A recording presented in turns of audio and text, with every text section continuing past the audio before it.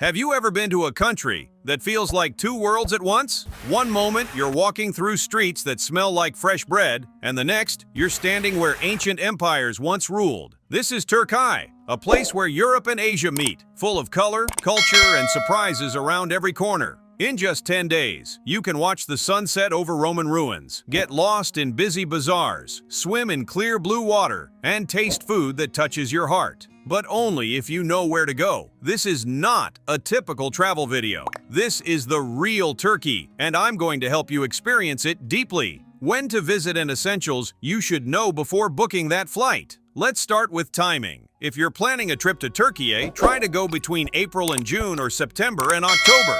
These months offer the best of everything: mild weather, blooming landscapes, and fewer tourists. Summer can be intense and overcrowded, especially in the cities and along the Mediterranean coast. Trust me, shoulder seasons are your golden window. Getting in is also easy. Most travelers can apply online for an e-visa, which takes just a few minutes. It's valid for single or multiple entries depending on your passport. No need to stress over embassy visits. Turkey uses the Turkish lira, and while credit cards work in most cities, you'll want to keep cash on hand for local markets and small eateries.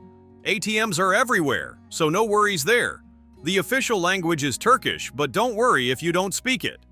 A smile goes a long way, and just knowing a few simple words will make a big difference. Try saying merhaba for saying hello, ne kadar, for saying how much, teşekkür ederim for saying thank you. Locals really appreciate it. It shows respect and can turn a stranger into a friend. Also, Turkey is in the GMT+3 time zone. And the good news is, they don't use daylight saving time, so you won't have to adjust your clock back and forth. First stop, Istanbul, the city that connects two worlds. Istanbul isn't just a city, it's a place where history lives in layers.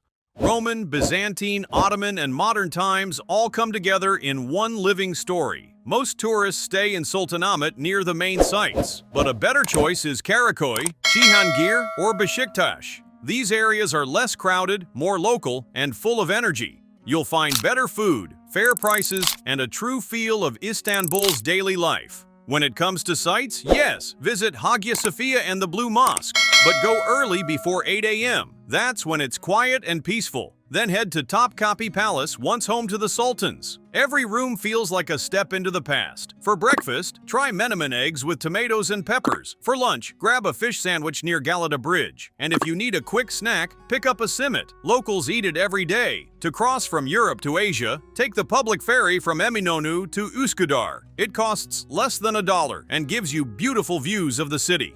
Next up, Cappadocia, the dreamscape you've seen in photos. Cappadocia doesn't feel real at first. It's a landscape shaped by volcanoes and time-soft stones sculpted into fairy chimneys, caves, and underground cities. Book a morning flight from Istanbul to either Kayseri or Nevşehir. They're quick, and you'll save half a day on travel. Stay in Göreme or Uçhisar in a cave hotel. Yes, a real cave. Some rooms even come with valley views that will make your heart stop. Now the star attraction, the hot air balloon ride. It's not cheap, and it sells out fast. So book at least 2 months in advance. Floating over those pink and gold valleys as the sun rises, that's a moment you'll never forget. Don't skip the Red and Rose Valley hikes either. These trails lead you through hidden churches carved into rock, wildflower fields, and silence you can't describe. Hungry again? Try the pottery kebab, sealed and slow-cooked in a clay pot. Crack it open at your table, it's a meal and a performance. And if you like something sweet, the dried apricots here are a local treasure.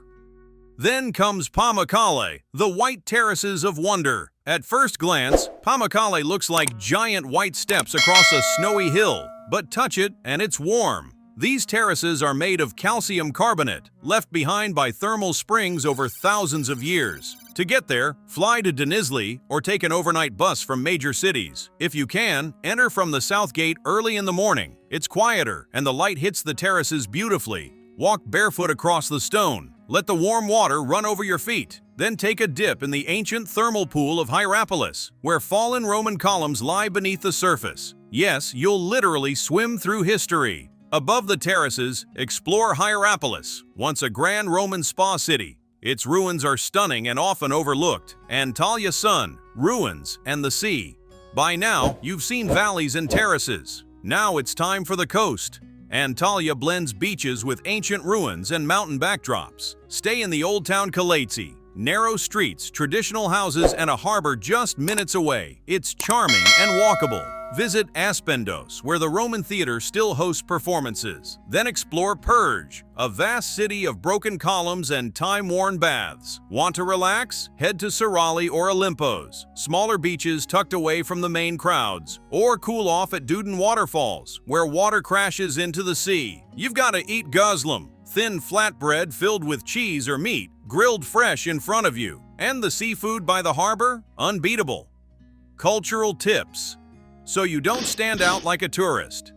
In Turkey, modesty matters. In mosques or conservative towns, cover your shoulders and knees. Women should carry a scarf for entering mosques. Before stepping into someone's home or a mosque, always remove your shoes. And avoid loud conversations on the phone in public. It's seen as disrespectful. In bazaars, bargaining is expected. Start by offering about half the asking price. Smile, be polite, and treat it like a fun game. Don't argue or walk away rudely. One warning: beware of the helpful local scam. Someone might offer help at a station, then demand money. And if a friendly guide insists you visit a carpet shop, they're likely earning commission. Stay firm with your plan. Safety, especially for solo travelers. Overall, Turkey is safe. Just like anywhere, stay alert in crowded places and keep your wallet close. For solo female travelers, it's generally welcoming. Dressing modestly and staying confident but polite will serve you well. For emergency help, remember, 112 is for medical emergencies, 155 is the police, 110 is fire services. Want something more local? Here's how to dig deeper. Take a cooking class. Learn how to make baklava, köfte, or pilaf from scratch.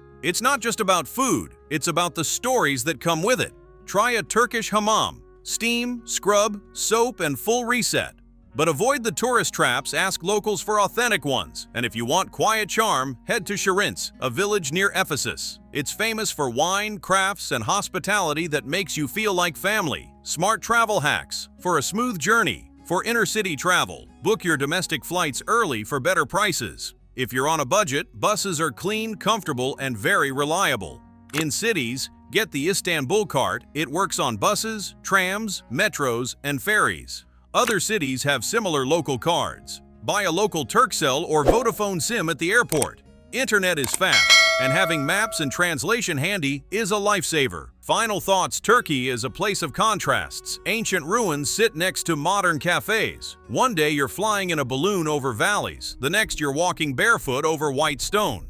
This isn't a vacation. It's a journey through empires, flavors, cultures, and colors. So what part of Turkey are you most excited to explore? Let me know in the comments. And if you found this blueprint helpful, don't forget to subscribe, because next time we might just take you through Morocco's Casbahs or Greece's hidden islands.